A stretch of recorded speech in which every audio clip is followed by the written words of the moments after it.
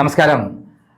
രാഹുൽ മാങ്കൂട്ടത്തിൻ്റെ ജാമ്യ ഹർജി ഇന്ന് പത്തനംതിട്ട സെഷൻസ് കോടതി പരിഗണിക്കുകയാണ്. പ്രശസ്ത അഭിഭാഷകനായ ശാസ്താമംഗലം അജിത് കുമാറാണ് രാഹുൽ മാങ്കൂട്ടത്തിന് വേണ്ടി ഇന്ന് ഹാജരാവുന്നത്. ഇന്ന് തീപ്പാറുന്ന നിയമ പോരാട്ടമായിരിക്കും കോടതിയിൽ നടക്കുക എന്നുള്ള കാര്യത്തിൽ യാതൊരു സംശയമില്ല. ഇതിൽ ധാരാളം ഡോക്യുമെൻ്റ് കോടതിയിൽ രാഹുൽ മാങ്കൂട്ടത്തിന് അഭിഭാഷകൻ ഹാജരാക്കിയിട്ടുണ്ട്. സെഷൻസ് കോടതിയിൽ ഫയൽ ചെയ്ത പെറ്റീഷൻ്റെ കോപ്പിയാണ് ഞാനിപ്പോൾ കാണിക്കുന്നത്. അതിലേറ്റവും സുപ്രധാനമായുള്ള രേഖ എന്ന് പറയുന്നത്, ഈ കേസിൽ ഏറ്റവും പ്രധാനപ്പെട്ട വസ്തുത എന്താണ്? ഈ പെൺകുട്ടിയെ, അതിജീവിതയെ തിരുവല്ല ഹോട്ടലിൽ 408 നമ്പർ റൂമിൽ വെച്ച് അതിഭീകരമായി ബലാത്സംഗം ചെയ്തതാണ്. ആ ബലാത്സംഗത്തിലെ വരികൾ വായിച്ചു കഴിഞ്ഞാൽ തന്നെ നമ്മൾ തല ചുറ്റിപ്പോകും. അത്രയും വളരെ ഭീകരമായ രൂപത്തിലൊരു ബലാത്സംഗം നടന്നതിൻ്റെ തെളിവുകളാണ്, വിവരണമാണ് അതിൽ പറഞ്ഞിരിക്കുന്നത്. അതായത് ആ പെൺകുട്ടിയുടെ FIR സ്റ്റേറ്റ്മെൻറ്റ്, ഇത് ആ ഒരു അഭിഭാഷകൻ, ആ കുട്ടിയുടെ അനുഭവമല്ല എന്ന് വളരെ വ്യക്തമാണ്. ഒരു അഭിഭാഷകൻ തൻ്റെ സ്വന്തം സൃഷ്ടിയിൽ എഴുതിയുണ്ടാക്കിയ കഥയാണിതെന്ന് മനസ്സിലാക്കാൻ ആ വരി വായിച്ചാൽ മാത്രം മതി. അതിന് കാരണം ആ പെൺകുട്ടി പിന്നീട് അയച്ചിട്ടുള്ള രേഖകളെല്ലാം നോക്കുമ്പോൾ വളരെ ഇമ്പോർട്ടൻ്റ് ആണ്. അതിൽ ഏറ്റവും പ്രധാനപ്പെട്ട രേഖയാണ് 5-ാം നമ്പർ രേഖയെ ഹാജരാക്കിയിട്ടുള്ള 5-ാം നമ്പർ രേഖ എന്താണെന്ന് അറിയാമോ? ഈ പെൺകുട്ടി രാഹുൽ മാങ്കൂട്ടത്തിന് അയച്ച ഓഡിയോ സന്ദേശമാണ്. രാഹുൽ മാങ്കൂട്ടുമായി ഈ ഹോട്ടലിൽ അടക്കമുള്ള നടന്ന സംഭവങ്ങൾ, അതായത് അവർ തമ്മിൽ ശാരീരിക ബന്ധത്തിൽ ഏർപ്പെട്ടത് ആ കുട്ടിയുടെ ആഗ്രഹമായിരുന്നു, ജീവിതത്തിലെ വലിയ ആഗ്രഹമായിരുന്നു. രാഹുൽ മാങ്കൂട്ടനെ പ്രണയിക്കുക, രാഹുൽ മാങ്കൂട്ടുമായി ശാരീരിക ബന്ധത്തിൽ ഏർപ്പെടുക, അതൊരു വല്ലാത്തൊരു മാനസികാവസ്ഥയായിരുന്നു ആ കുട്ടിക്ക്. അതുപ്രകാരം ആ കുട്ടി ഇഷ്ടപ്രകാരമാണ് ഇവിടെ വന്നിട്ട് രാഹുൽ മാങ്കൂട്ടുമായി സെക്ഷലി ബന്ധപ്പെട്ടതെന്നും അതിൽ ആ കുട്ടി സാറ്റിസ്ഫൈഡ് ആണെന്നും ആ കുട്ടിയുടെ സ്വന്തം ഇഷ്ടപ്രകാരമാണ് ഇതെല്ലാം ചെയ്തു. രാഹുൽ മാങ്കൂട്ടമല്ല കുറ്റവാളി ഉത്തരവാദി എന്ന് പറയുന്നൊരു കാര്യമാണ് ഈ സംഭാഷണത്തിൽ. ഈ ഒറ്റ സംഭാഷണം മതി ഈ കേസിൻ്റെ വഴിത്തിരിവാകാൻ. ആ കേസിൽ വഴിത്തിരിവാകുന്ന ഈ ഓഡിയോ സന്ദേശം കഴിഞ്ഞ കേസിൽ ഹാജരായിരുന്നില്ല, എന്നാൽ കോടതിയിൽ വാദത്തിന് വേണ്ടി പറഞ്ഞിരുന്നു. അതിലപ്പുറത്തേക്കുള്ളൊരു സാധനമാണ് ഫെനി നൈനാനുമായിട്ട് ഈ പെൺകുട്ടി നടത്തിയ ചാറ്റുകൾ, അതിജീവിതം നടത്തിയ ചാറ്റുകൾ. അതിലെന്താണ് പറയുന്നത്? എനിക്ക് 4 മണിക്കൂറെങ്കിലും അർദ്ധരാത്രി രാഹുൽ മാങ്കൂട്ടത്തിനോടൊപ്പം ഒറ്റയ്ക്ക് ഫ്ലാറ്റിൽ കഴിയണമെന്ന് വിചിത്രമായ വാദമാണ്. അത് ബലാത്സംഗം നടന്നത് 8/4/2024 ആണെങ്കിൽ ഇത് ഒക്ടോബർ 2025 അയച്ച വാട്സപ്പ് സന്ദേശത്തിൽ കൃത്യമായി ആ പെൺകുട്ടി പറയുന്നുണ്ട്, എനിക്ക് ഈ രാഹുൽ മാങ്കൂട്ടുമായി എനിക്ക് ഒറ്റയ്ക്ക് കിട്ടണമെന്ന് പറയുന്നത്. അതെങ്ങനെയാണ് ശരിയാവുക? ബലാത്സംഗത്തിന് ഇറങ്ങിയ ഈ പറയുന്ന പരാതിയിൽ പറയുന്നത്, FIR പറയുന്നത്, രാഹുൽ മാങ്കൂട്ടം ഈ ഹോട്ടലിൽ വന്ന ഉടൻ തന്നെ ചാടി വീണു ആരടുത്ത്? ഈ പെൺകുട്ടിയുടെ ശരീരത്തിലേക്ക്. പിന്നെ നടന്നത് ഭീകരമാണ് എന്നാണ് പറയുന്നത്. തുപ്പി അടിച്ചു എന്നൊക്കെ പറയുന്നുണ്ട്. അപ്പം 4 മണിക്കൂർ ഒറ്റയ്ക്ക് കാണുമ്പോൾ ഈ അടിയും ഇടിയും അതേപോലെ ഭീകരമായ ബലാത്സംഗമൊക്കെ നടക്കില്ലേ? അപ്പോൾ അവിടെയാണ് ആദ്യത്തെ പരാതി കള്ളമാണ്. FIR പറയുന്ന കള്ളമാണ്.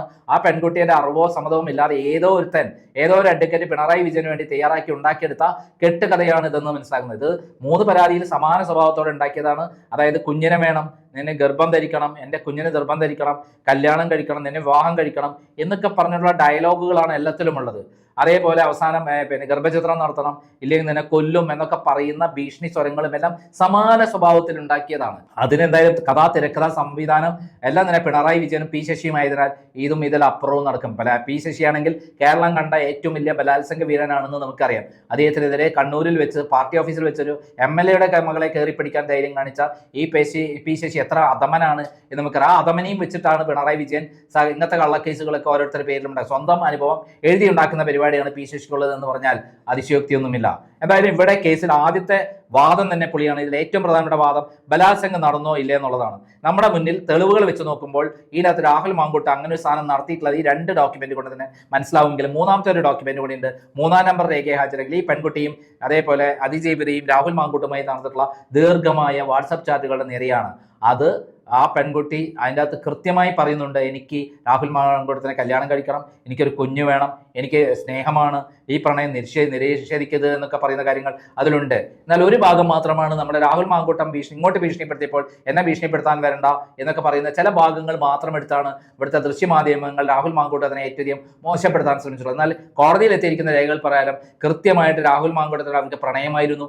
എങ്ങനെയെങ്കിലും രാഹുൽ മാങ്കൂട്ടം അവരുടെ ഭർത്താവ് വിവരണമെന്ന് ആഗ്രഹിക്കുന്ന ഒരാളാണ്. പക്ഷേ സ്വന്തം ഭർത്താവിനെ കൊല്ലണം എന്ന് ആ യുവതി പറഞ്ഞപ്പോൾ അവിടുന്ന് മുതലാണ് രാഹുൽ മാങ്കൂട്ടം ആ ബന്ധത്തിൽ വെച്ച് പ്രശ്നം ഉണ്ടാകുന്നതും മാറി പോകുന്നതും.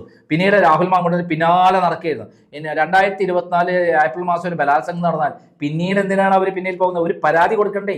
ബേസിക് ആയിട്ടൊരു റേപ്പ് കേസിലെ ഏറ്റവും പ്രധാനപ്പെട്ട കാര്യം ഒരു പരാതി കൊടുക്കുക, ഒരു മെഡിക്കൽ ടെസ്റ്റ് നടത്തുക എന്നുള്ളത്. ഇത് സാമാന്യ ബോധമുള്ള ലേഡിയാണ് അവർ. ഇത്രത്തോളം ചെയ്യാൻ പറ്റുമെങ്കിൽ അവർക്ക് ഇതൊക്കെ അറിയില്ലേ? അവസാനം എന്തായി? ഈ പറയുന്ന ലോകം മുഴുവൻ അറിഞ്ഞു ഇത് കെട്ടുകഥയാണ്, കള്ളക്കഥയാണ്. ഇപ്പൊ രാഹുൽ മാങ്കൂട്ടം ജയിലിലാണ് കിടക്കുന്നതെങ്കിൽ പോലും എല്ലാവർക്കും അറിയാം രാഹുൽ മാങ്കൂട്ടം നിരപരാധിയാണ്, അദ്ദേഹത്തെ നിയമവിരുദ്ധമായിട്ടാണ് അറസ്റ്റ് ചെയ്തത്.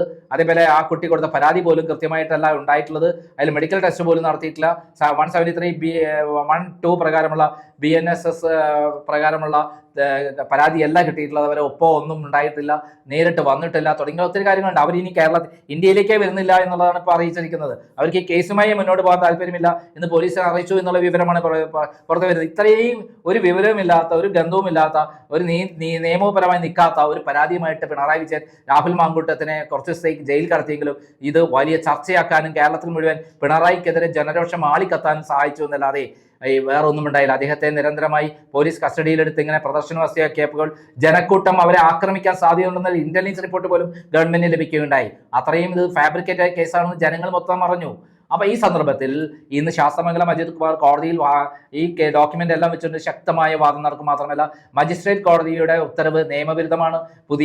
ഏറ്റവും പുതിയ 2026 ജനുവരി 8 സുപ്രീം കോടതിയുടെ ഒരു വിധിയുണ്ട്, ജസ്റ്റിസ് നാഗരത്നത്തിന്റെ വിധി എന്ന് പറയുന്നത് എന്താണെന്ന് അറിയാമോ? ആ വിധിയിൽ പറയുകയാണ്, വിവാഹം വാഗ്ദാനം ചെയ്ത് പരസ്പരം ബന്ധപ്പെട്ട് കഴിഞ്ഞാൽ അത് ബലാത്സംഗമല്ല എന്ന് തീർത്ത് പറഞ്ഞിരിക്കുകയാണ്. ഒരു സ്ത്രീയായ ജഡ്ജാണ് ഇങ്ങനെ വിധി എഴുതിയെന്ന് നോക്കണം.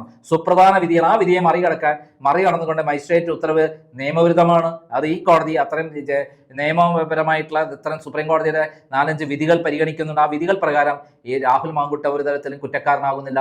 രാഹുൽ മാങ്കൂട്ടത്തിനെ ജയിലടച്ചത് നിയമവിരുദ്ധമായി മാറും. മാത്രമല്ല ഈ കേസിൽ നിർണായകമായ ചില വഴിത്തിരിവുകൾ ഉണ്ടാകാൻ പോവുകയാണ്.